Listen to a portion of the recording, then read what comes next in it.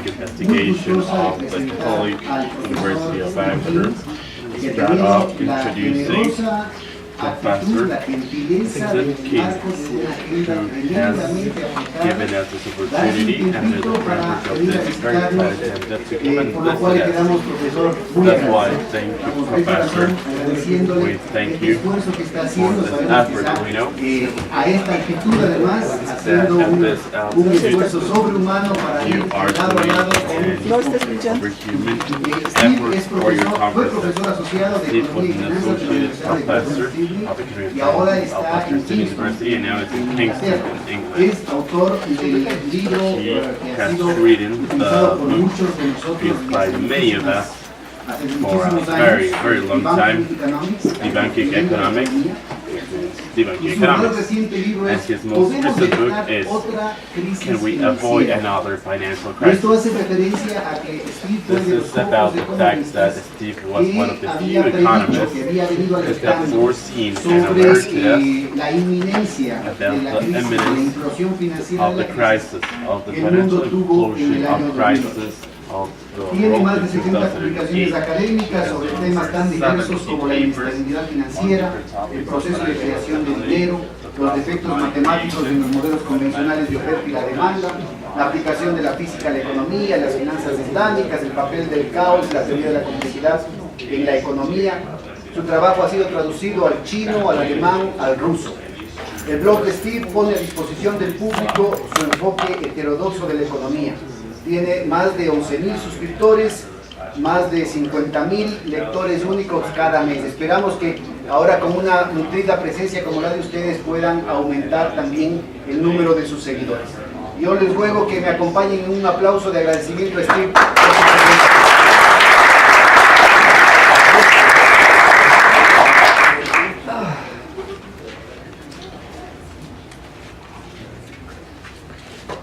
Thank you.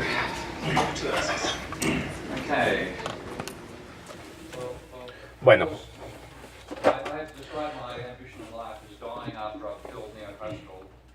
una vez habiendo matado a la economía neoclásica, he cumplido mi misión en la vida. Y eso es algo que la mayoría de la gente en el público acepta la economía de la misma forma que hace con la economía, con la física, como el resto de ciencias.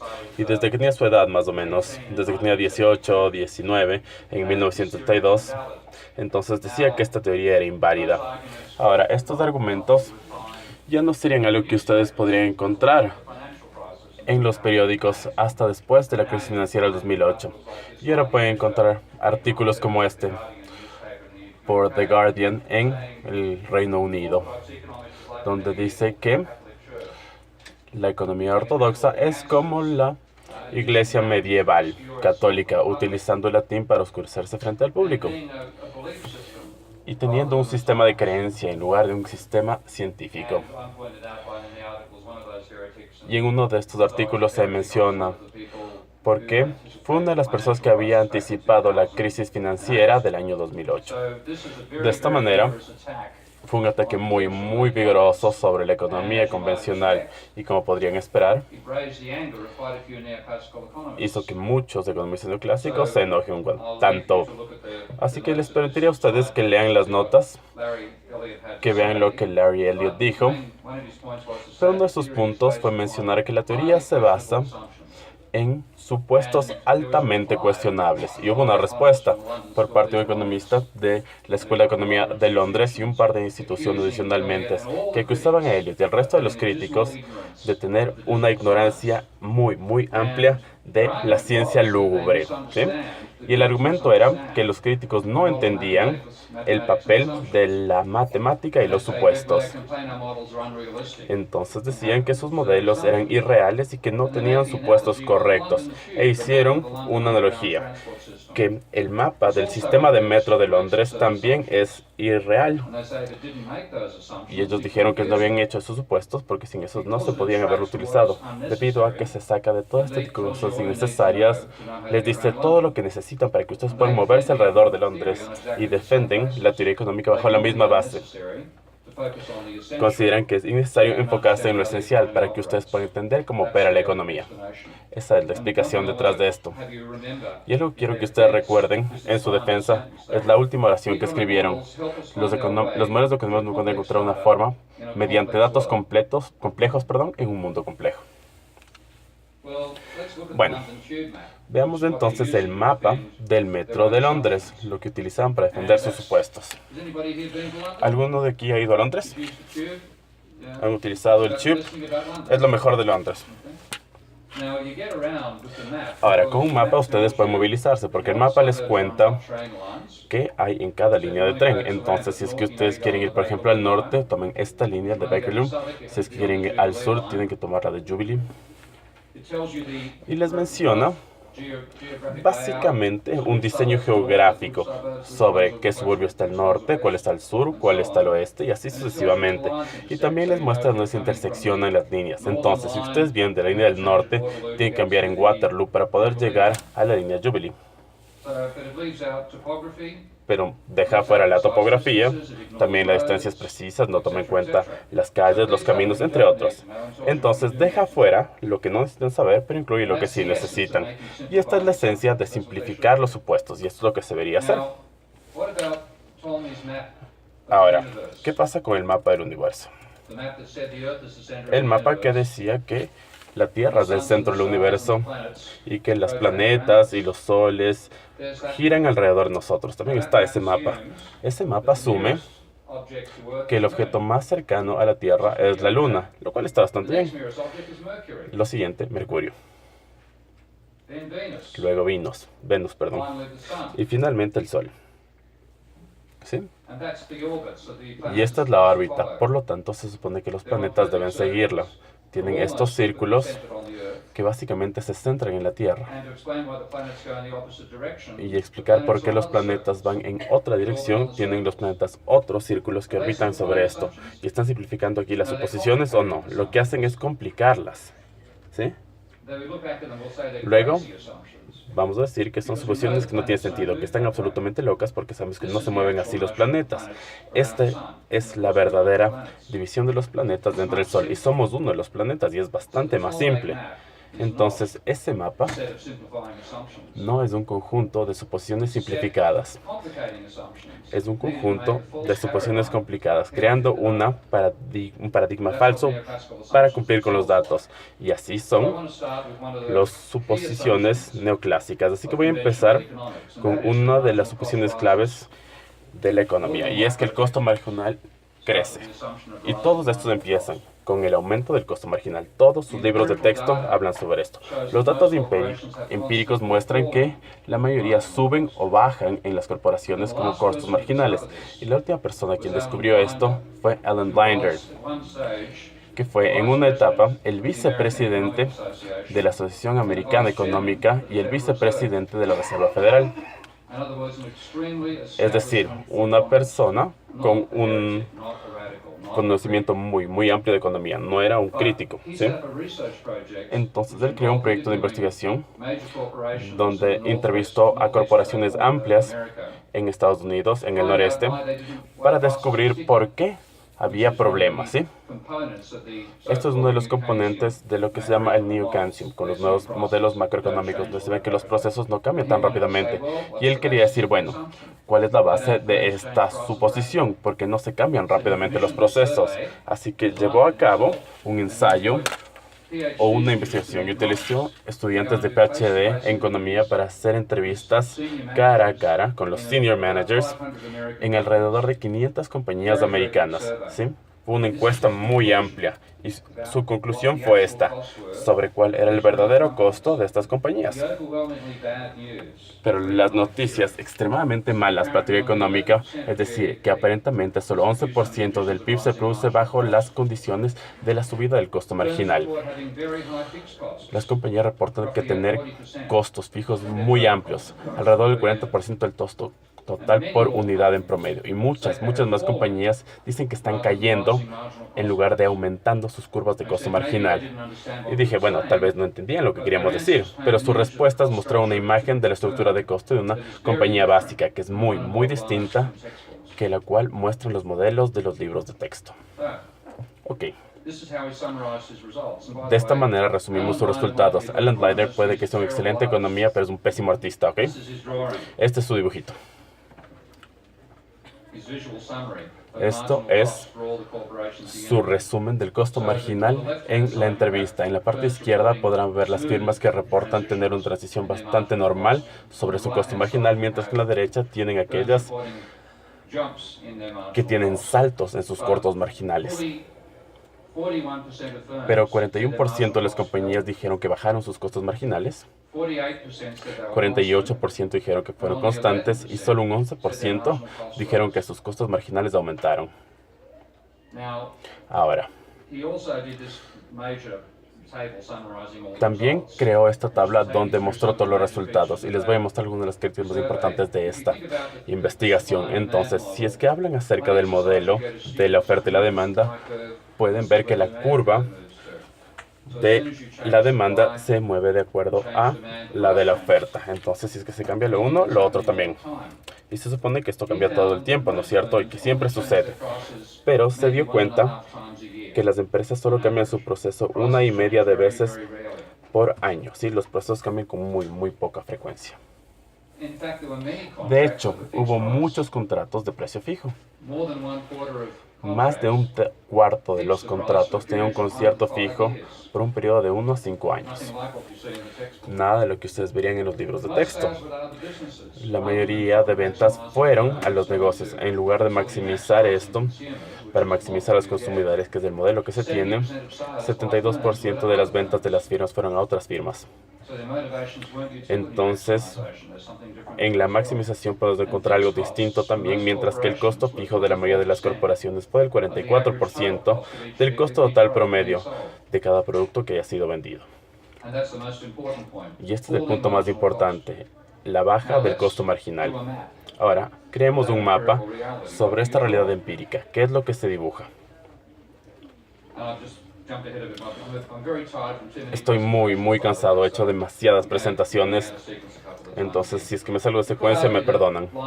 Se puede decir que los resultados eran una aberración, una mala muestra, pero cuando ustedes ven los resultados de la parte política, de encuestas políticas, se puede hacer, por ejemplo, una encuesta de 11,000 personas de 17 millones. Es una muestra muy pequeña, pero tiene confianza estadística. Entonces, se hizo un 7% de encuestas sobre el PIB de los Estados Unidos. Y esto es gigante, una muestra gigante. Y Blynder no sabía esto, y tal vez todavía no lo sepa. Pero se hicieron 30 o 40 proyectos similares en el pasado, y cada uno de ellos encontró que los costos marginales bajaron. Mi favorito se hizo en 1952 por estos dos economistas. Y lo que hicieron fue mostrar, enviaron una encuesta en papel a las corporaciones, no fue cara a cara como lo hizo Blynder, y les envió este dibujo de cuál era su costo promedio y cómo se veía. Pueden ver este que tiene un aumento del costo total. Este tiene un aumento del costo promedio. El único de aquellos dibujos que es como el de sus libros de texto es del número 3. Y este muestra que los costos promedio bajan por un momento y luego aumentan. Lo cual sucedería amplio con costos fijos y con costos marginales. El 4 parece un poco al de los textos, pero la curvatura está demasiado extendida, y el 5 igual. El punto de curvatura está demasiado separado de acuerdo a lo que ustedes verán en sus libros de texto. Ahora, el número 6, el 7 y el 8 no se parecen en nada a sus libros. Entonces, 364 firmas respondieron a la encuesta. Estas son aquellas firmas que nos mostraron estos dibujos. Una sola compañía de 334 nos muestran este dibujo, el que encuentran en sus libros de encuesta. Solo una. 203 eligieron el número 7, es decir, 2/3. 2/3 mostraron este estilo. Si es que ustedes son generosos, podrían decir que el 3, 4 y el 5 se parecen al de sus libros.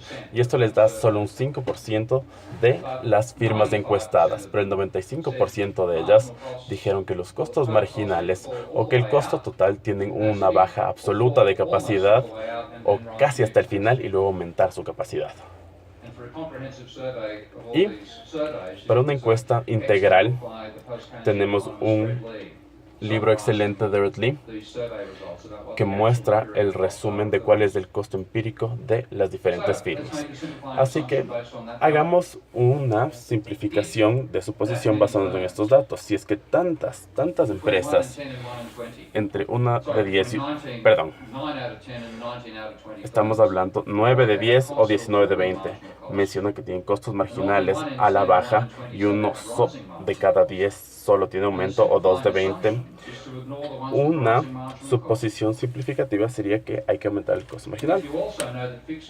Y si el costo fijo son alrededor de la mitad del costo total en una escala normal de resultados, aquí tenemos un mapa simplificado. Tenemos aquí el mapa del Metro de Londres sobre la estructura de costo de las corporaciones verdaderos. El costo marginal es constante, siempre hacia arriba. El costo fijo promedio baja en una hipérbole rectangular, donde tienen un número fijo frente a una entrada y una salida. Luego, estos dos costos, y en el estándar de operación de la mayoría de las operaciones, el costo marginal está un poco sobre el costo promedio fijo, y esto resume los datos de todas estas investigaciones que se han llevado a cabo. Ahora, veamos qué es lo que se obtiene en los libros de texto. ¿Qué libros utilizan aquí? ¿Mankiw? ¿Utilizan Mankiw? ¿Ovarian? ¿Maskelyne? Pobres.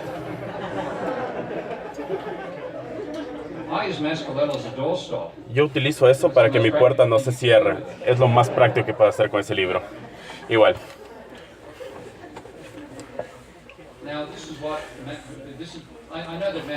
Mire, yo sé que Mankiw es una versión más de niños de Maskelyne, ¿ok? Pero todos son para niños, porque todos hacen suposiciones falsas. No solo que simplifican, sino que están equivocadas. Utilizan la excepción y la llaman la regla. Así que aquí tenemos uno de los ejemplos que he tomado de Mankiw. Tiene el costo promedio y el costo marginal para una compañía que se llama Thursday Filmmaker. Ahora, ha comprado aquí con mucha frecuencia. ¿Alguna vez ha ido a este lugar? La razón por la que nunca lo han hecho es porque no existe. Es obviamente un ejemplo imaginario, ¿sí? Se llama Thirsty Thelma. ¿Y por qué utiliza ejemplos imaginarios? Porque no hay ejemplos verdaderos que se vean como sus dibujos. Si es que tuvieran una ciencia empírica y si es que las curvas se basarían en datos empíricos, les mostrarían las curvas de costo de IBM, por ejemplo. La de Ford. Las de General Motors. Pero no, se inventan a la empresa Thirsty Thelma que no existe. Y miren lo que tienen. Costos marginales subiendo. Y les acabo de mostrar que esta no es la regla, es la excepción. Miren la brecha entre el costo fijo y el costo marginal en este gráfico. Y enfatizo, este fue un dibujo, no son datos empíricos, incluyéndole Maskelyne. ¿Hay dibujos en Maskelyne? ¿Hay gráficos? Porque bueno, con mucha frecuencia en los libros estúpidos hay dibujos. Algunas veces hay dibujos, otras veces matemáticas. Pero vean la brecha. Vean cuánto más amplios son los costos marginales que los costos fijos. Ahora, sabemos, de acuerdo a nuestra investigación empírica, que están en la misma escuela, con el mismo nivel de resultados, ¿ok? Entonces, este no es el mapa del Metro de Londres de las corporaciones, sino son los epiciclos de Tolmi. Y no son una simplificación del mundo real. Son suposiciones que tienen que hacer para hacer un paradigma falso para que cumpla con los datos, al igual que el modelo del sistema solar que les mostré antes. Ahora, comparemos estos dos. Esta es la suposición simplificada. Este es el mapa del metro del costo de la corporación promedio.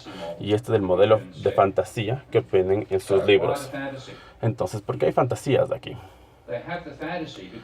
Tienen esta fantasía porque, de acuerdo a la teoría neoclásica, la curva de la oferta es la sección marginal de la curva de costos sobre el costo total. Y sobre esto no hay ningún tipo de oferta, pero siguen operando. Entonces, esta es la curva de la oferta. Pero no existe ese segmento en la vida real. El costo total promedio es más amplio que el costo marginal siempre, hasta el final. Entonces, si es que ven lo que podría suceder, si es que una cooperación de verdad con la estructura de costo verdadera que sucede en el mundo real, si cualquiera de estas firmas tratan de hacer algo con su costo marginal, que es una parte necesaria de la competencia, si es que cualquier firma haría esto, pues caerían en bancarrota y no cubrirían sus costos fijos y estarían perdiendo alrededor del 50% en cada una de sus ventas, dados los datos empíricos. Entonces el precio tiene que estar sobre el costo marginal. Y algo que muestra el precio como una marca en el costo marginal tiene sentido. Y se darán cuenta que si es que ven los ejemplos de las hojas de Excel, hablan acerca de un punto de quiebre. Entonces todo lo que va más allá del punto de balance es una ganancia. Y mientras más se produce, más ganancia. Pero piensen acerca de esto. Una parte del realismo, esta parte de su modelo en sus libros es totalmente un sinsentido. Si fuera cierto que el costo marginal subió, y si es que fuera cierto que su ingreso se hizo de acuerdo a su ganancia, entonces un administrador de ventas le diría a su gente el momento en que tiene que detenerse de vender, porque después de un cierto punto de ventas el costo marginal sería más que la ganancia marginal y estarían empezando perdiendo dinero. Entonces la función de esta persona sería decirle al personal cuándo dejar de vender. Y nadie nunca le ha dicho a nadie que deje de vender. Sí, nunca, nunca. Ningún gerente de ventas haría esto, simplemente sería despedido. Mientras más ventas, más ganancia. Esto pasa con todas las corporaciones, de simple. Esto genera un problema. Si es que tienen un argumento lógico en sus libros de por qué el costo marginal aumenta, entonces ¿por qué no lo hace? La base del argumento para subir el costo marginal es reducir la productividad marginal. Y aquí se dice pues que existe un capital marginal, por ejemplo, digamos que tienen 100 unidades de máquinas, ¿ok? Dentro de su fábrica. Y que tienen un trabajo, o sea, que es variable, pero donde los trabajadores continúan cambiando, pero todos tienen el mismo nivel de producción. Digamos que tenemos 10 trabajadores por máquina. Y debajo de esa proporción, la productividad marginal aumenta por trabajador y sobre esto empieza la parte de la productividad marginal. Pero todo esto asume que todas estas máquinas están siendo utilizadas en todo su nivel más amplio de producción en esta corporación y no tiene sentido. Si es que fuera posible simplemente tener 100 empleados para generar toda la producción, solo utilizarían 10 máquinas. Y dirían los otros sin ningún tipo de trabajo. Si es que habría 700 trabajadores, utilizarían 70 máquinas y dejarían los otros sin trabajar. La producción por trabajador sería constante de acuerdo a la capacidad de esa fábrica. Y esta es la manera en la que Ehrman y Guthrie lo pusieron en 1952. Dijeron, al fabricar utilizando instalaciones diseñadas por ingenieros, el costo de producción es la capacidad de la fábrica. Por lo tanto, la curva de costo marginal siempre está debajo de la del costo promedio, siempre debajo de la capacidad. Piensen acerca de esto. Ustedes viven en una economía capitalista creciente. Cuando se construye una fábrica, quieren que sea grande, incluso más grande de lo que tiene que ser para cumplir con la demanda, porque si no van a tener que crear una nueva fábrica al siguiente día. Entonces siempre crean fábricas con capacidad excesiva y si es que planifican apropiadamente su compañía, ustedes también construyen otra fábrica mientras aumenta la demanda. No utilizan de forma más intensiva las máquinas existentes. Entonces, las máquinas que no se utilicen debajo de su capacidad con una expansión de un capital fijo, una vez llegado a la capacidad, se tiene un aumento lineal de producción y también un aumento lineal en trabajo. Y esto ni siquiera se aplica. La parte de bajar la productividad marginal y el costo marginal tampoco. Por lo tanto, el argumento lógico hacia aumentar el costo marginal está equivocado. Cualquier fábrica creada por un ingeniero con dos dedos de frente no tiene baja de productividad marginal, ¿sí? Entonces, no estamos tratando de simplificar una suposición. No, estamos haciendo lo contrario. Estamos complicando esto. Ahora, van a ver una ilustración de por qué esto está equivocado y les va a ser útil. Vamos.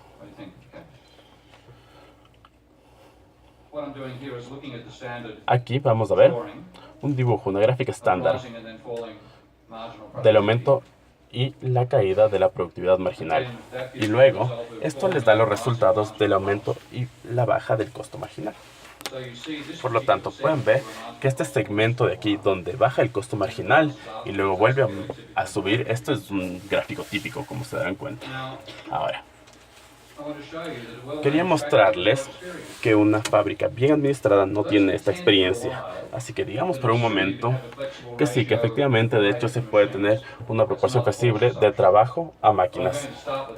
Pero voy igual a empezar con esta, a pesar de que sea falta, asumiendo que es la función de parte marginal para una fábrica con 10 líneas de producción. Entonces, la mayor productividad surge cuando hay 50 trabajadores. Por lo tanto, la producción total de esta línea de producción se ve algo así. Entonces vemos cómo se sube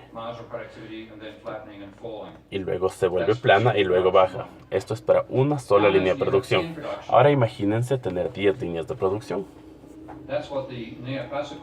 Esto es lo que la función de producción neoclásica nos muestra cuando utilizan las 10 líneas de producción con capacidad que va desde 0 al 100%, pero un ingeniero preferiría utilizar un código de computación como esto o un conjunto de instrucciones. Pero lo que esto nos dice es que si es que solo tienen suficientes trabajadores para una máquina, dejen las otras 9 máquinas sin utilizar. Si es que tienen para 2, utilicen 2 y no utilicen las otras 8. Y si es que hacen esto, la línea roja es el nivel de producción que van a obtener de una sola línea de producción en esa fábrica, mientras que la línea azul es la idea neoclásica de tratar a su capital físico como fijo y utilizarlo todo, mientras que la línea roja es lo que haría un ingeniero. Si es que lo utilizan para toda la fábrica y trabajan con unos 150 trabajadores, esta es la forma que obtienen. Entonces, aquellas fábricas bien administradas tienen mejor producción que lo que dice la teoría neoclásica. La teoría neoclásica está equivocada.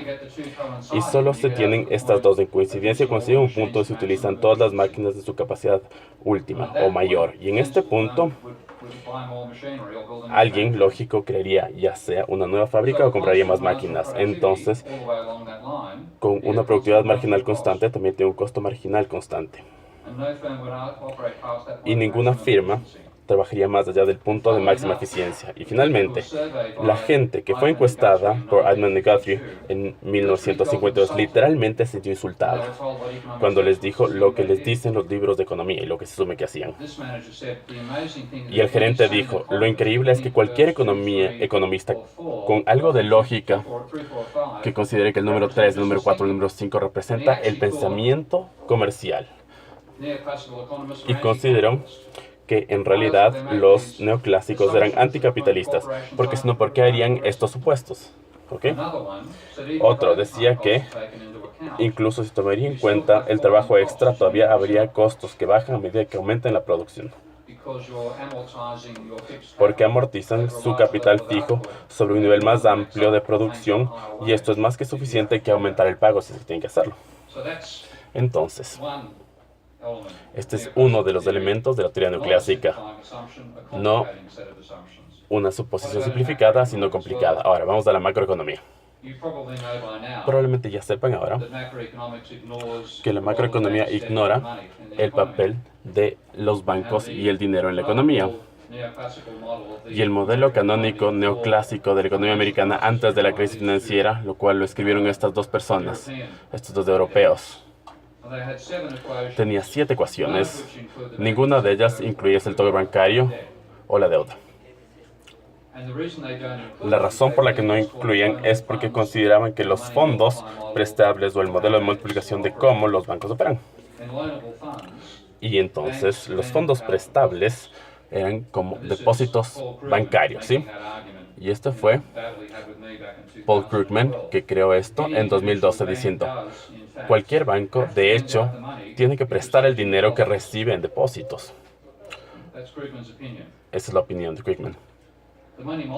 El multiplicador de dinero dice que los bancos pueden crear dinero, pero la cantidad que pueden crear es controlada por el gobierno. El gobierno crea las reservas mediante el Banco Central. El gobierno pone la proporción requerida de reserva, la cual controla el nivel de préstamos. Y no son solo libros de textos. No son solo los que escriben los textos. No, esto viene de la Reserva Federal en el año 2009 con uno de los presidentes de la Reserva Federal, tomando en cuenta que el exceso de reserva generaría una explosión de dinero y una inflación rápida. Esto sucedió en 2009. Y aquí nuevamente, Krugman con la misma historia.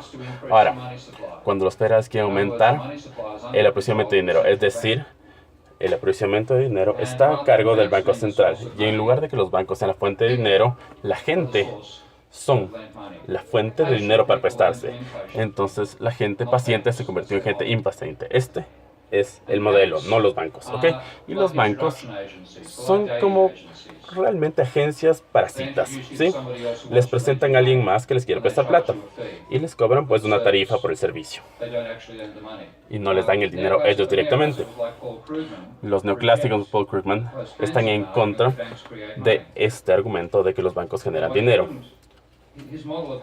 Su modelo de cómo se comportan los bancos menciona: si es que yo decido cortar mi gasto y poner mis fondos en un banco, este banco pues los prestará a otra persona. Este es un modelo sobre qué es lo que sucede.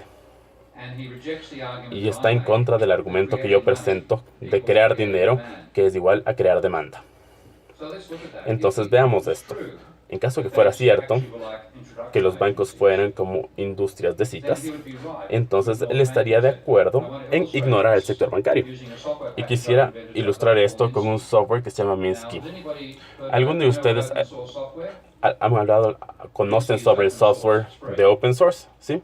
Es gratis. Si es que lo quieren bajar, van a una página web que se llama SourceForge y le bajan. Lo que hace esto es que les permite modelar cualquier tipo de proceso dinámico, pero tiene ciertas herramientas especiales para modelar transacciones monetarias utilizando doble entrada. Y utiliza lo que se llama activos menos pasivos, ¿ok? Y mediante esto todas las transacciones financieras se modelan de forma apropiada. Entonces lo que se hace con este modelo que les voy a mostrar en un momento es tomar el modelo hecho por Krugman en el año 2012, el cual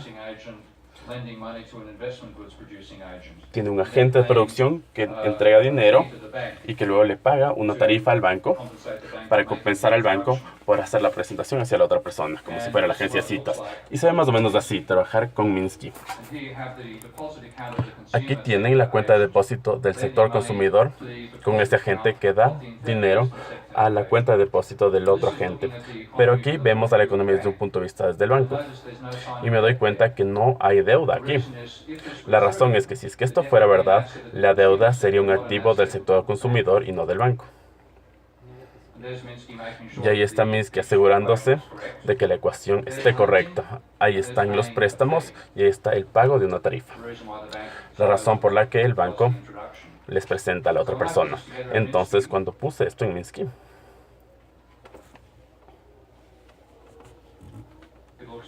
se ve más o menos así.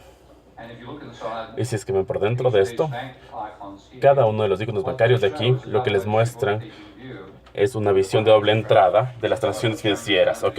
Esto fue lo que les mostré hace un momento para la perspectiva bancaria sobre la economía. Esto es desde la perspectiva del consumidor de ese sector.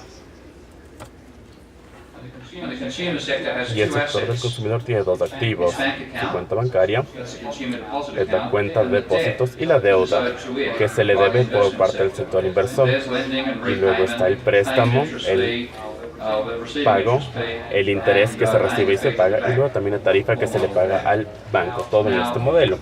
Ahora, al utilizar el programa yo puedo cambiar los parámetros de préstamo y también de compensación aquí. Voy a hacer esto en un momento para que les muestre qué es lo que sucede. Vean que la tasa de crecimiento es cero en la economía. Y el PIB se mantiene constante en $200.000 millones por año. El stock de dinero se mantiene constante también, mientras que la proporción aumenta. la proporción de deuda. ¿Ok? Y podría seguir hablando de esto más y más. Ahora, algo que funcione de una forma mucho más rápida la parte de préstamos. Vean cómo bajó la tasa de crecimiento. Y el reembolso sucedió más lentamente. Ahora tenemos una posición más grande del PIB, pero nada sucedió con el PIB. Pero el nivel de deuda es incluso más alto que la oferta de dinero. Ahora, si es que van en la dirección opuesta y lo que hacen es frenar los préstamos y aumentan la velocidad del reembolso, la tasa de crecimiento aumenta por un momento. El PIB básicamente no se mueve. Hay un cambio dramático en la proporción de deuda privada al PIB y nada más sucede en la economía. Entonces, si es que su modelo estuviera correcto y esta es la forma en la que operaran los bancos, se podría ser el supuesto simplificador de que se pueden ignorar los bancos de la macroeconomía. Y eso es lo que han hecho. Ellos creen que este es el caso, que así sucede. Entonces hay que hacer varios cambios sobre la deuda, pero pequeños cambios en la economía. Entonces ignoremos a los bancos y hagamos una suposición simplificada. Es un problema esto, por otro lado, porque el modelo es falso. Y no solo los economistas no ortodoxos como yo dicen que está esto mal, sino que en 2014 el Banco de Inglaterra generó un artículo muy importante que explica cómo se crea el dinero por parte de los bancos y dijo que cómo el dinero se crea difiere de acuerdo a la descripción en los libros de textos económicos. En lugar de que los bancos reciban depósitos y los presten, el préstamo de los bancos genera más depósitos. Y también dijeron que el modelo de multiplicación está equivocado. Ahora, el Bundesbank, entre todos los bancos, este tiene que ser el banco central más conservador del mundo. Y dijeron exactamente lo mismo. Los bancos crean dinero simplemente al crear una cuenta. Entonces los neoclásicos reaccionaron a eso y dijeron, no importa. Y Krugman dice, ok, sí puede que sea un poco más complicado de lo que habíamos dicho, pero no hay diferencia, no están fuera del resto de las reglas de la economía. Y el año pasado estos dos suizos economistas dijeron que podrían mostrar que los fondos prestables y que la creación de dinero bancario eran lo mismo. Si es que harías una suposición simplificada, ¿alguien sabe cuál sería esta suposición simplificada? Que no hay incertidumbre, por lo tanto no hay problemas con los bancos. Esa es una expresión simplificada. Y generalmente me dicen a mí que soy un tipo, básicamente un místico, ¿no? Esa es la conclusión que tiene el problema de él. Me acusan de eso. Ambos modelos tienen múltiples asignación cuando no hay incertidumbre y no hay problemas con los bancos. En este caso, utilizar un modelo más simple como atajo no implica ninguna pérdida de generalidad. Es decir, a pesar de que sabemos que los fondos prestables son falsos, puedo utilizarlo como un supuesto simplificado para poder asumir a la vez que nunca ningún banco tiene un problema de default. ¿Ok? Estos son 10 años. Luego, después de que todos los bancos de Estados Unidos cayeron en bancarrota y los rescató el gobierno federal por parte de la Reserva Federal. ¿Okay? Entonces esto es solo misticismo absoluto. Y les voy a dar dos observaciones. Primero la obvia. ¿En qué planeta es cierto que los bancos nunca incumplen? No es cierto en Ecuador, ¿o sí? No. Tampoco es cierto en Estados Unidos, tampoco en Inglaterra. Pero si ustedes vivieran en un planeta donde los bancos nunca incumplirían, podrían utilizar, pues, fondos prestables. Pero si es que viven en el planeta Tierra, tienen que utilizar la creación de dinero bancario. Pero esto es solo la mitad de mi objeción a ese modelo. Porque ellos dicen que la única razón por la que no hay diferencia es porque el incumplimiento bancario sucede en una situación pero no en la otra. Entonces dicen que si es que no hay incumplimiento bancario, los dos modelos son equivalentes. Pero el modelo que les acabo de mostrar no tiene incumplimiento bancario. Entonces voy a utilizar este modelo. Lo voy a cambiar de fondos prestables a moneda o dinero generado por el banco. Entonces tomo esta tabla del consumidor y eliminar esta columna. Y también estas filas. Y luego ir al sector bancario, crear un activo adicional Con esta flechita vamos a ver la deuda, porque ya quité la deuda como un activo del sector del consumidor, pero sigue siendo parte como un pasivo del sector de la inversión. Y cuando hago esto, tengo estas operaciones, luego pongo los intereses y también la tarifa bancaria y un par de cambios que también debería hacer. No sé si es que sean necesarios, pero en todo caso no los utilizaré en la demostración que utilizo para ustedes. Luego tendría un modelo como este, sin cambios. Entonces tratemos. Voy a eliminar la deuda como activo del sector bancario. Voy a quitar el pago de interés, al igual que los préstamos y la tasa bancaria. Voy a ir a la parte de los bancos. Vamos a hacer un poco más grande esta ventana. Añadir un activo adicional. Elegir D, que es deuda. Se va a lo largo de las operaciones, mostrar los pagos de interés hechos hacia el banco, eliminar la tasa bancaria. No he hecho ningún otro cambio adicional al modelo. Pongo reset en el modelo y voy de vuelta a las condiciones iniciales que tuve, donde los préstamos se duplicaban cada 7 años y el reembolso también se duplicaba cada 7 años. Simulamos esto. Y se dan cuenta que ahora tengo una tasa de crecimiento positiva. Tengo un PIB creciente. A medida que la deuda aumenta, la cantidad de dinero también aumenta. Y si es que yo aumento la velocidad de los préstamos y bajo el reembolso, hay un boom. Y la proporción de deuda aumenta incluso más. Si es que luego la gente decide hacer los reembolsos más rápidamente, pagar más rápidamente y los bancos más lentos, el PIB baja.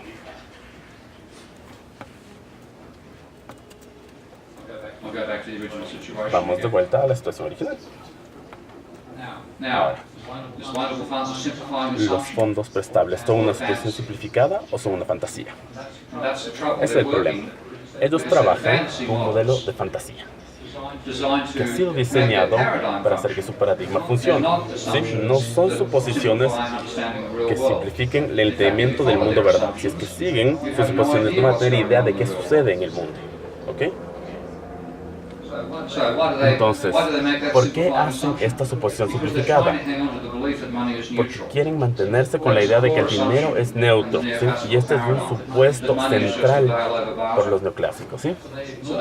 Entonces, ignoran todos los datos del mundo real sobre la deuda privada.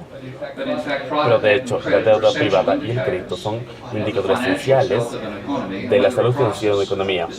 Y si es que un proceso o una crisis va a llegar, entonces la proporción al PIB y la tasa de deuda son indicadores esenciales de cómo va la economía. Y aquí nos estamos enfocando en la economía americana de 1830 hasta el día de hoy.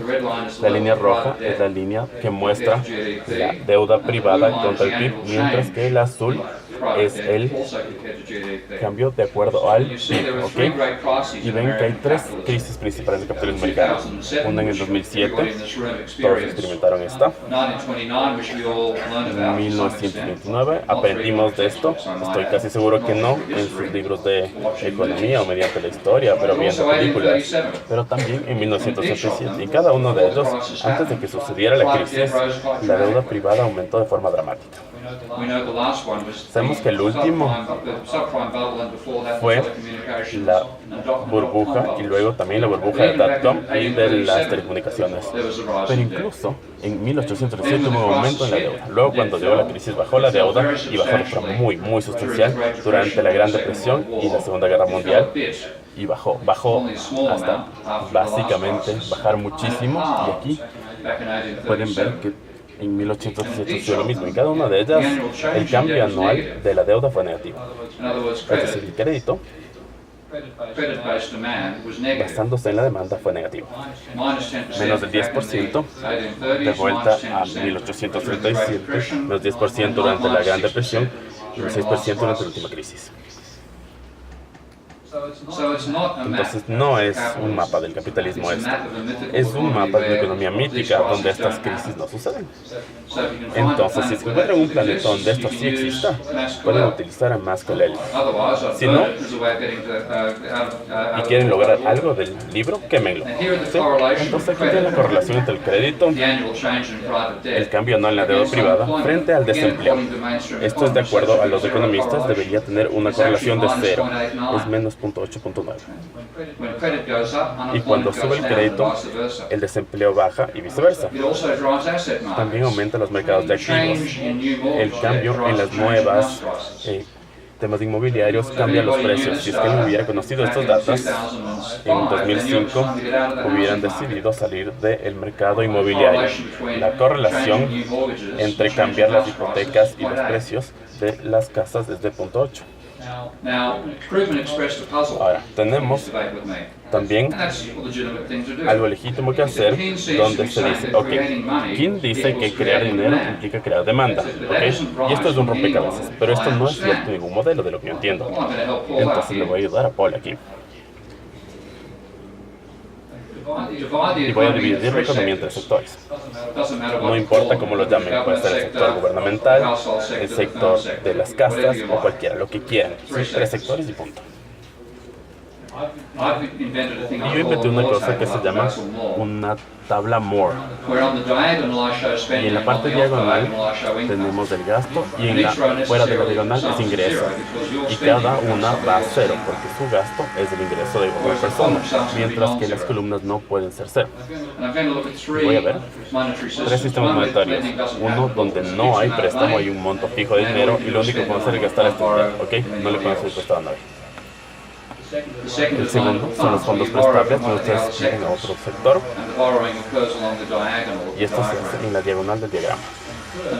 Y el tercero es del mundo real, donde los bancos generan dinero y deuda y requieren un cuarto sector para que el banco cumpla con su patrimonio.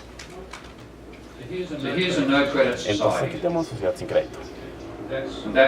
Entonces tenemos el sector 1 con su gasto, el sector 2, el sector 3, el sector 3 con su gasto, el sector 3 también, el sector 3 con el gasto en el sector 1 y 2. ¿Ok? Entonces pueden ver que todos aumentaron, necesariamente suman 0.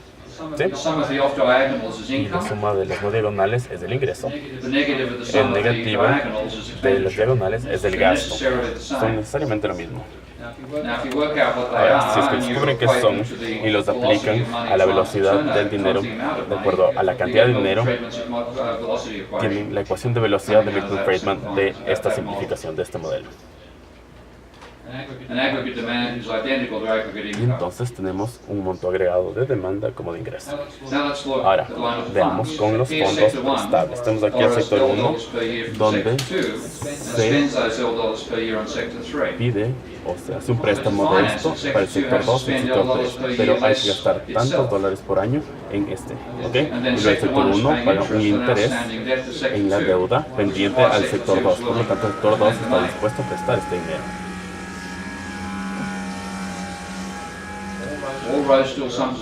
Todo esto hace 0, entonces la parte matemática está correcta. Si es que utilizan el ingreso agregado, van a tener un número L de dólares, es el crédito por año, e incluso con la economía con crédito, no tiene una demanda agregada.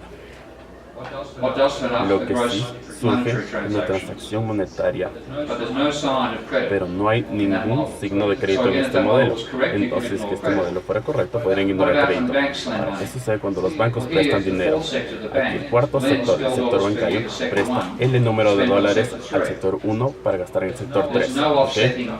Y no hay ningún tipo de reducción por parte de ningún sector. El banco tiene activos por un valor de L dólares, los cuales no muestro en esta versión matemática, pero sí lo voy a utilizar en Minsky cuando tenga suficiente dinero para crear estas tablas dentro de Minsky, ¿okay? Pero este número L de dólares por año es el crédito y luego el sector 1 con interés al banco a una tasa de interés de acuerdo a la parte sobrante de la deuda por año, y luego se utiliza lo ganado en los otros sectores, el G, H e I en los sectores 1, 2 y 3. Y nuevamente voy a definir L como el crédito y ver qué es lo que sucede cuando veo qué es el gasto agregado y también cuál es el ingreso agregado. Y el crédito es parte de tanto el gasto como el ingreso agregado, ¿sí? Y esto es lo que se ignora en la parte normal. Y por eso nos dieron cuenta que venía la crisis financiera, porque el crédito es volátil y es uno de los componentes más necesarios de la demanda agregada. Así que sus modelos son, primero que nada, equivocados. Segundo, no simplifican, sino que complican todo el arreglo. Y si es que ustedes quisieran tener un modelo de Copérnico simple, lo que hacen los bancos, lo único que tenían es esta tabla. Lo único que tienen que mostrar sobre el préstamo es la primera línea.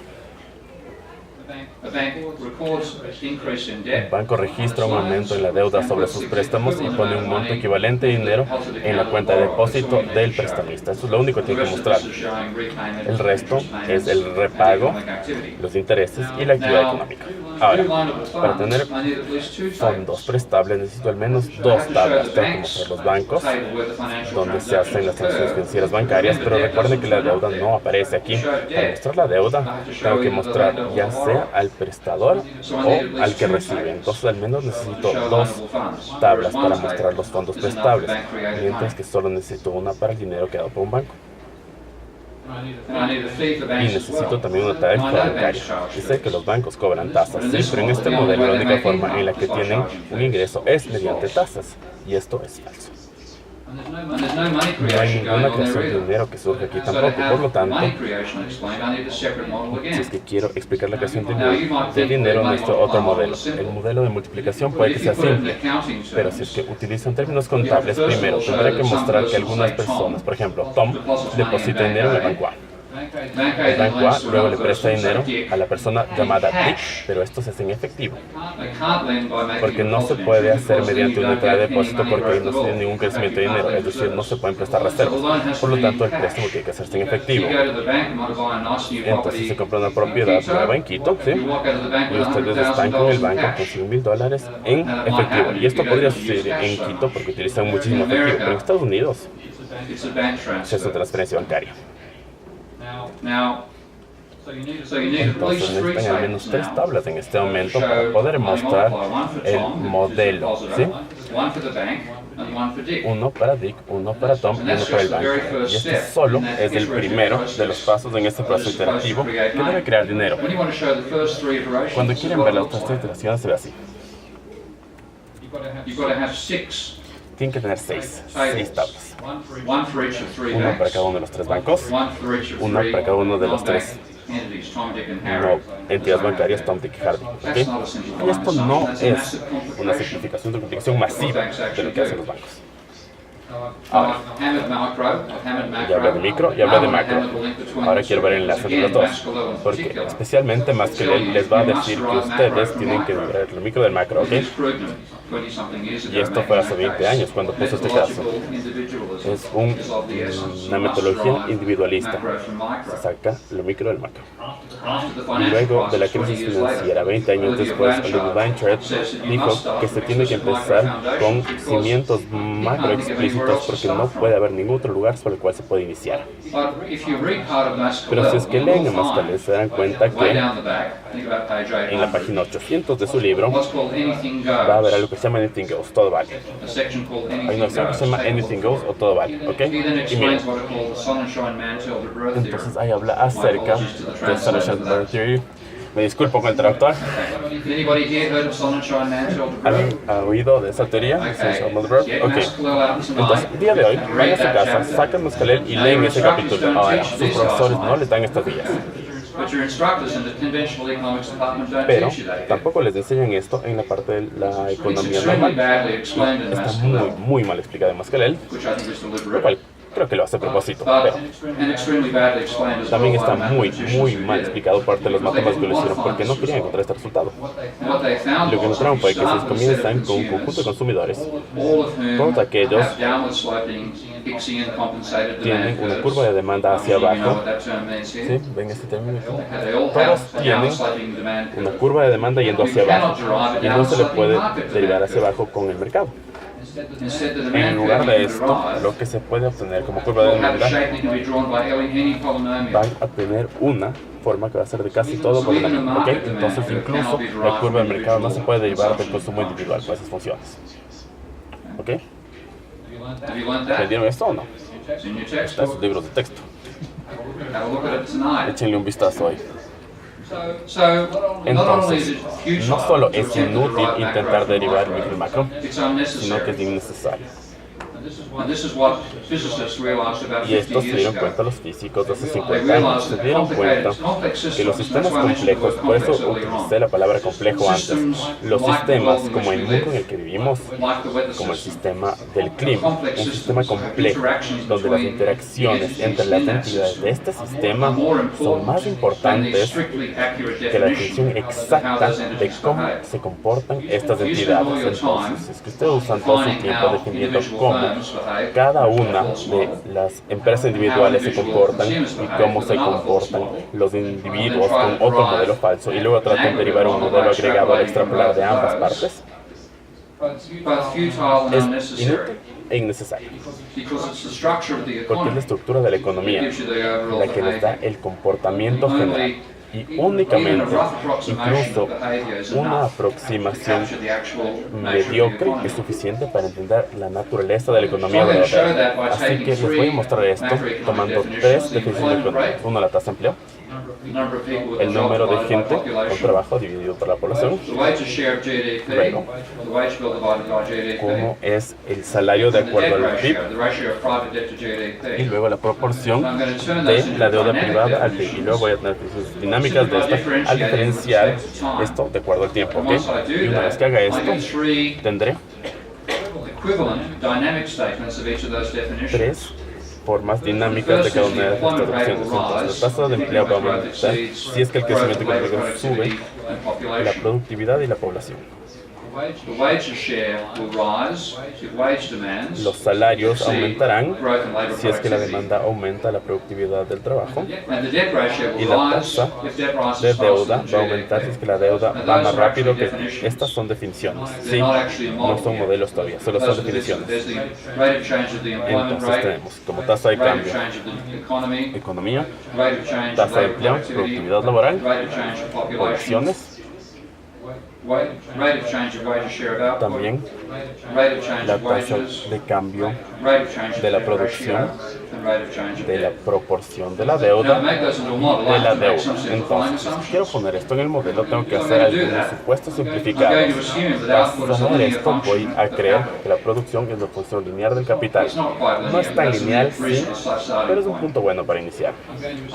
Y voy a asumir que también la inversión es una forma lineal de la ganancia. También que el empleo es la función lineal del nivel de producción.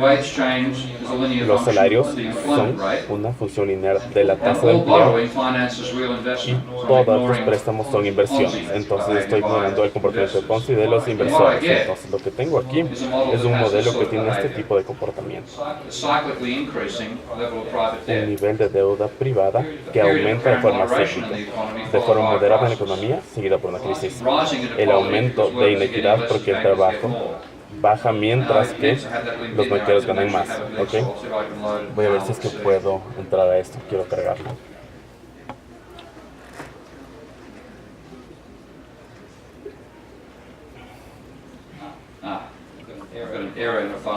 Hay un error en la referencia del archivo, pero bueno.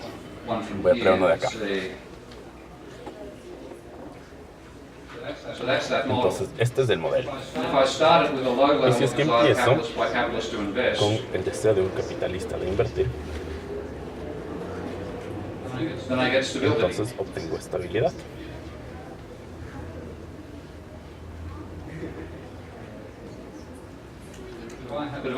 Pero si es que tengo un alto nivel de deseo de inversión,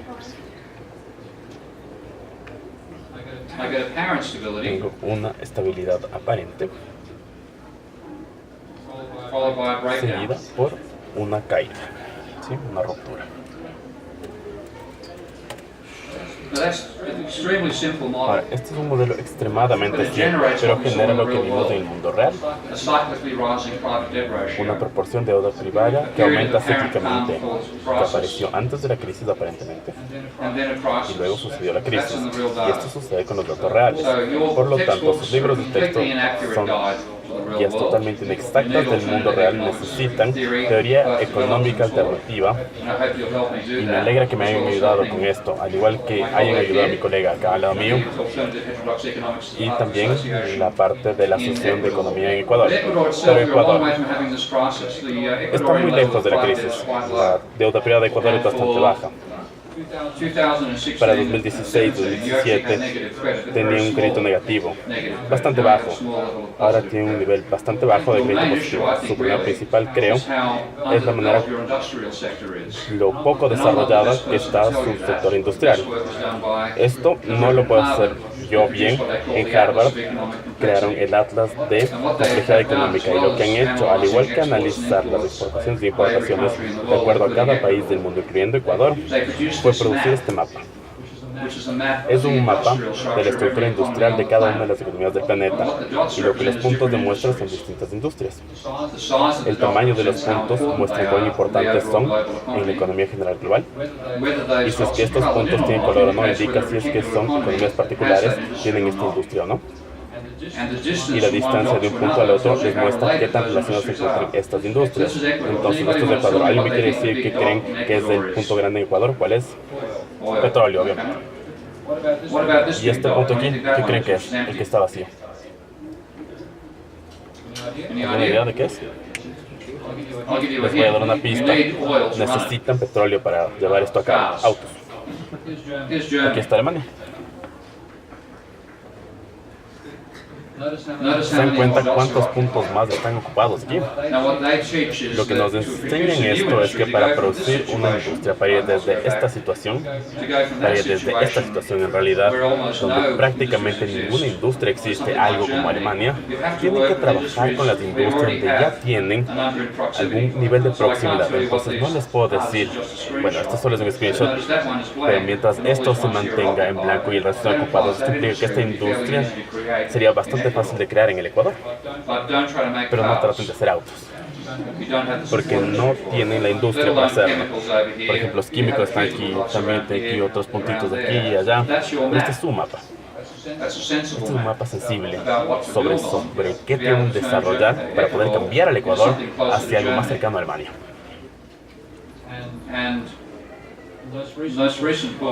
Tenemos este libro que se llama ¿Por qué crece la información? Why Information Grows. Les recomiendo que lo lean. Lo escribió César Hidalgo, un chileno que es el programador del programa de investigación. Y el Atlas de Complejidad Económica les va a dar esta guía sobre cuál es la mejor forma de desarrollar una estructura industrial. Mucho más útil que Mascalel.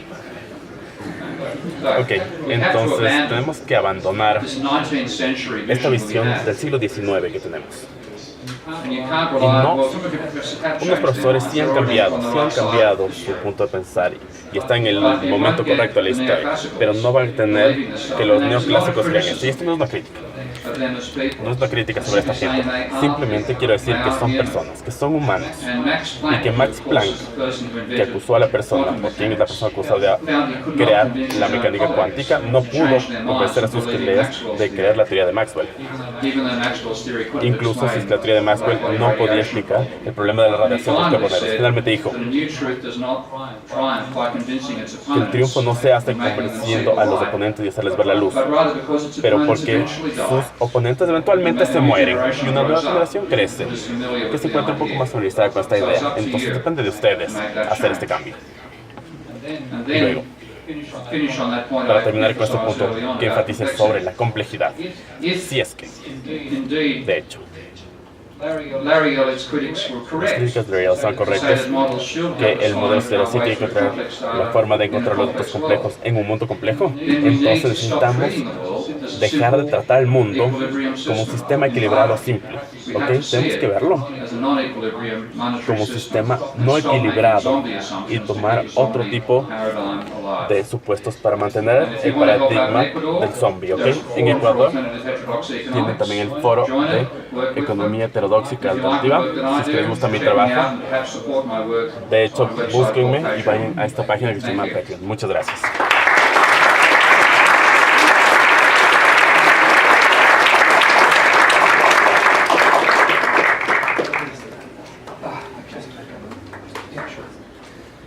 Si tienen alguna pregunta, If you have any questions, estamos transmitiendo esto, pasen acá.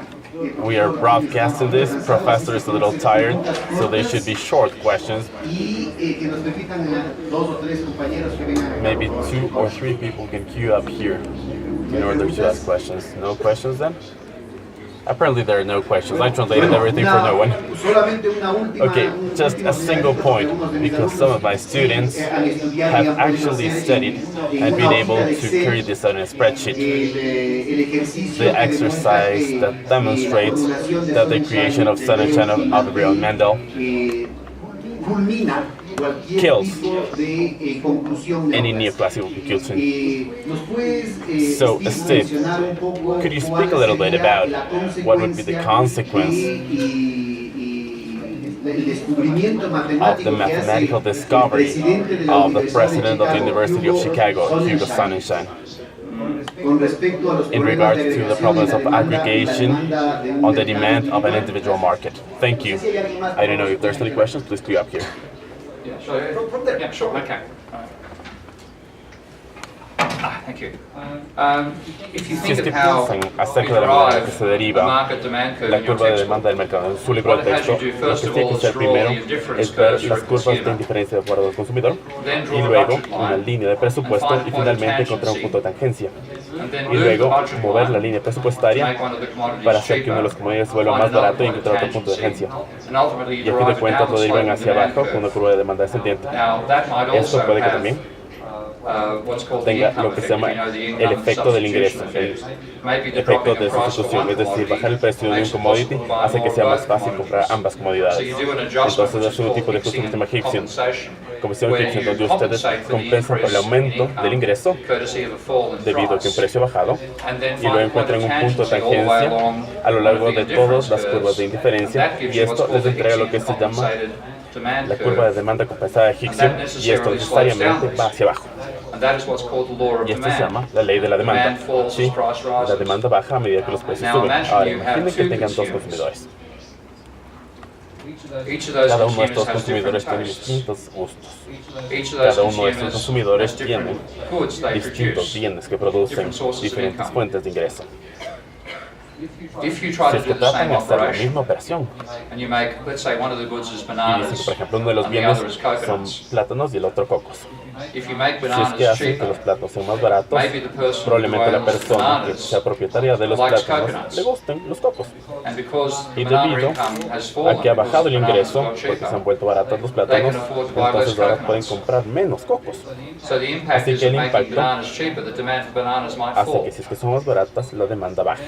Y si es que intentan aumentar el ingreso de toda la economía al aumentar el número de árboles de coco y plátano, van a cambiar la distribución de los ingresos. Entonces se hace esto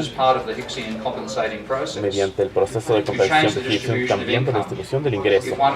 Si es que uno es un lujo y el otro es una necesidad, la única forma de eliminar estos problemas y poder derivar una curva de demanda hacia abajo para toda la economía, para los bienes, es asumir 2 cosas.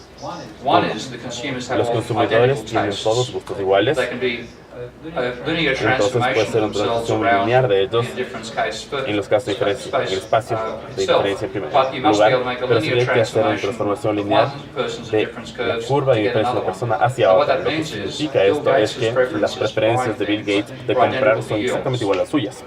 ¿sí? And one thing Bill Gates enjoys Y buying algo que le encanta is comprar copies of Leonardo da a Bill Vinci's Gates handwriting. es comprar copias de los escritos de Leonardo da Vinci. ¿Quién de ustedes ha comprado una copia de Leonardo da Vinci recientemente? That's nonsense. Sí, no tiene sentido. The really ¿sí? big nonsense, Pero realmente lo que no tiene sentido es que no hay un lujo, ni tampoco hay una necesidad, no existe. Esto es solo vital, virtual, perdón.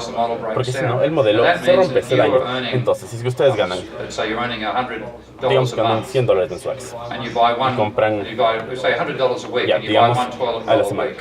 y When compran you're earning $100 million, algo a la semana, y cuando ganan $100 millones, entonces lo que ustedes hacen es comprar un millón. Entonces, ¿ustedes creen que Bill Gates compra 1000 papeles higiénicos por semana? No, no tiene sentido. Pero son supuestos necesarios.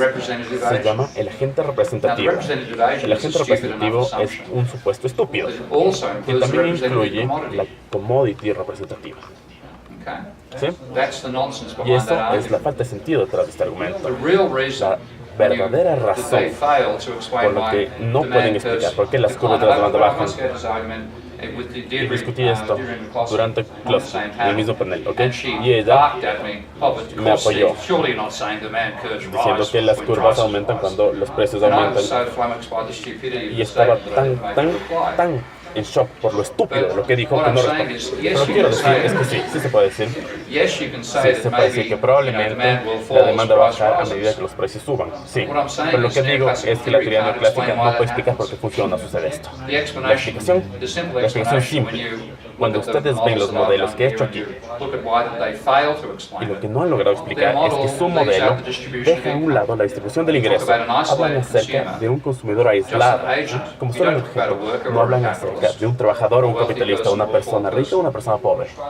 Ustedes lo describen de la misma forma. Entonces, cuando ponen un conjunto, no tienen nada de distribución de ingreso. Una vez que se incluye distribución de ingreso, si es que hacen algo que sea más caro, la gente pobre no lo puede comprar. No le alcanza. Por eso la demanda baja. ¿Sí?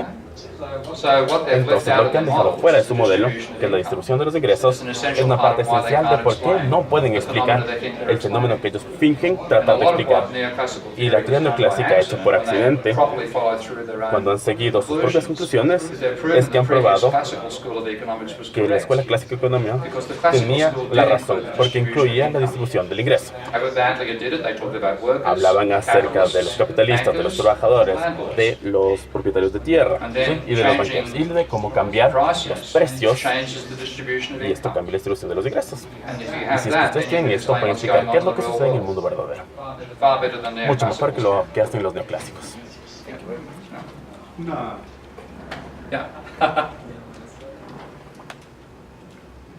Bueno, ¿aló? Sí, sí, funciona. Muchas gracias por la Thank you very much for your brilliant presentation. It is indeed a very enriching topic. For us, we must state defending the faculty. I was going to joke that we use Masculel to learn how to get derivatives. That's it. How to get derivations. Okay. Derivatives. Pero me parece que sí es But still, necesario, inclusive para this is necessary even to criticize the neoclassical speech, well, something you need to learn. And you need to learn the assumptions behind this and how they're built. What's the basis of this neoclassical building? If you don't know about this, criticism becomes only ideology, okay? So it doesn't have foundation, and it could derive to whenever I need to state alternative proposals, then my alternative proposals could also become ideological proposals without a theoretical content or a basis that will allow them to define a line for building a different theory. Well, I did have a couple of questions about your presentation itself. tal vez But para... I'll come back to that. Okay, okay. That's a good way. It's better to do it, A ver, vamos en secuencia. I agree with that Estoy de acuerdo con statement. lo que acabo de decir. And in fact, De hecho, when I was a student, cuando yo era estudiante, cuando tenía su edad, I led a student revolt at Sydney yo University. hice una revuelta universitaria en la Universidad de Sydney que creó el Departamento de Economía Política. Y siempre era yo el alma matemática. Cuando uno clásico siempre decía que no te gusta la neoclásica porque no sabes de matemáticas. Porque me decían que era peor en matemáticas que el resto de los estudiantes. Y la mitad de los profesores, en realidad 90% de ellos sabían que no. Pero el Departamento de Economía Política se convenció de que la matemática era el enemigo. Entonces era absolutamente descriptivo, no matemático, no sistémico, con un enfoque a la economía, lo cual es básicamente ciencia política. Y realmente da pena lo que hicieron. Por lo tanto, hay que hacer dos cosas. Uno, necesitan aprender la teoría muy bien. Cuando cuestiono a los alumnos con los que me veo luego en la vida que hacen economía política, les pregunto qué piensan acerca de causa. Y todos dicen que disfrutaron del curso que yo les di. Sí, pero también dijeron que a mí no me gusta la economía clásica. Y que tampoco sé por qué no me gusta.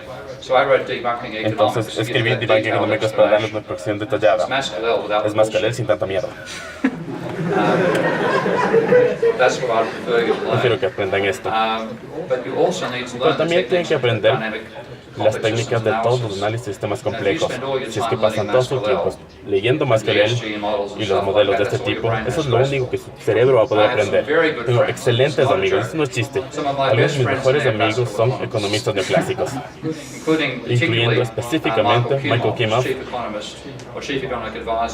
que es parte del Bank of England. Es un tipo fantástico, es un modelador espectacular, pero no le gustan mis modelos. Tiene que pensar en términos de DSG. Yo quisiera que ustedes aprendan estos modelos para saber por qué están equivocados y cómo crear modelos alternativos, es decir, aprender sistemas complejos. Y esa es la combinación que yo tendría. Yo daría clases de economía neoclásica como parte del pensamiento económico de la historia. No sé, alguno... Historia del pensamiento económico.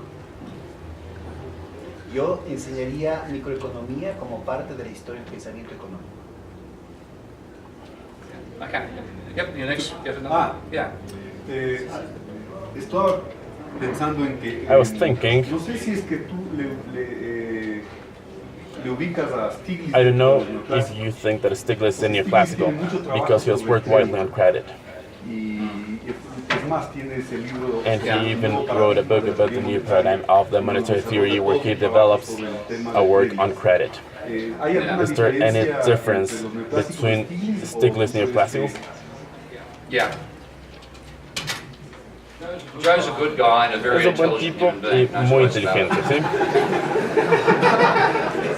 But he still is stuck in the Pero sigue metido en paradigm. el paradigma His neoclásico. explanation for banks Su and money is explicación de banco y asymmetric dinero information. es información His asimétrica. explanation to wake it up in Su the morning is explicación asymmetric es information. información asimétrica en Everything la comes mañana. back to Y todo asymmetric viene información asimétrica en su mente. Solo piensa en eso, It's ¿ok? a useful Es tweak of the neoclassical una parte paradigm, útil but del it's still paradigma a neoclásico, pero sigue siendo un paradigma And I've read neoclásico. that Y he paper, it's leído on esto. 90 pages. Son 90 páginas de eso. And it didn't even get to first Y no- base. ni siquiera llegó a la primera base From my en el point of view. punto o el rol del crédito en la economía desde mi perspectiva. Por lo tanto, es mejor que el resto de los neoclásicos, sí, And he's much more open-minded, y tiene una mente bastante más abierta, está dispuesto a escuchar la crítica y a debatir. Entonces tengo mucho respeto por él, pero sigue siendo un neoclásico estrictamente. Y si es que aprenden la historia del pensamiento económico, bueno, no del pensamiento económico, la historia de la filosofía y la ciencia, hay un argumento muy importante de Thomas Kuhn que dice la estructura de la revolución científica. ¿Han estudiado Thomas Kuhn? Ok.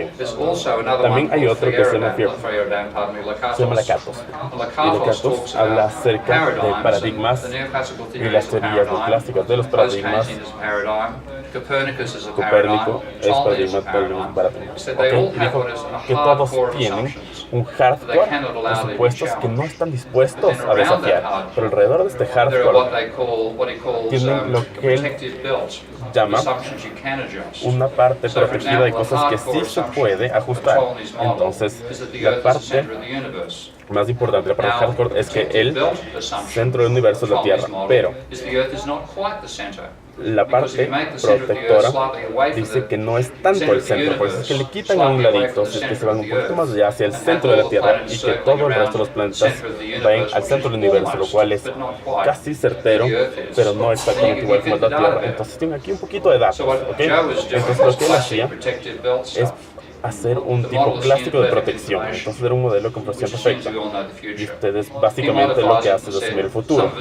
Algunos conocemos mejor el futuro mejor que otros y la simetría explica todo. Eso es lo que hace como su construcción protectiva, sin cambiar su núcleo. ¿Alguna otra pregunta, compañeros? Bueno, permítame. Thank you very much.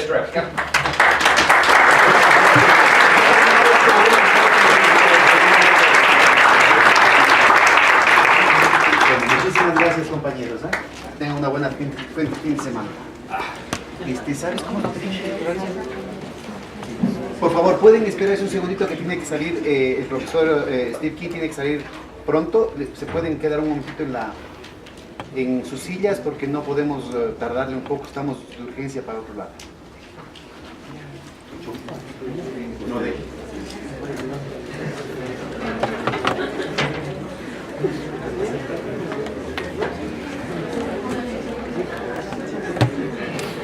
Por si acaso, a los compañeros de la Católica, aquí están algunos compañeros de la Central que si han recibido un curso crítico de microeconomía, pueden pedirle, por ejemplo, las hojas de Excel en las que se demuestra el teorema de Sonnenschein en Martelli de Breu. Y es facilito, es decir, en lugar de la cuestión de Mascorel es muy fácil demostrar que la agregación que plantea la economía neoclásica es absolutamente